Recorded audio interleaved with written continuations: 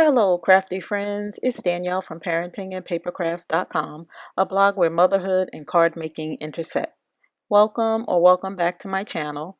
Today I'm sharing a card you can make in about 5 minutes. It's one layer, it's clean and simple. I use a stencil ink blending technique with a large scripty font as the sentiment, and it's the focal point. So keep watching.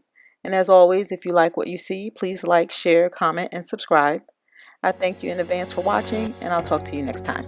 Thanks.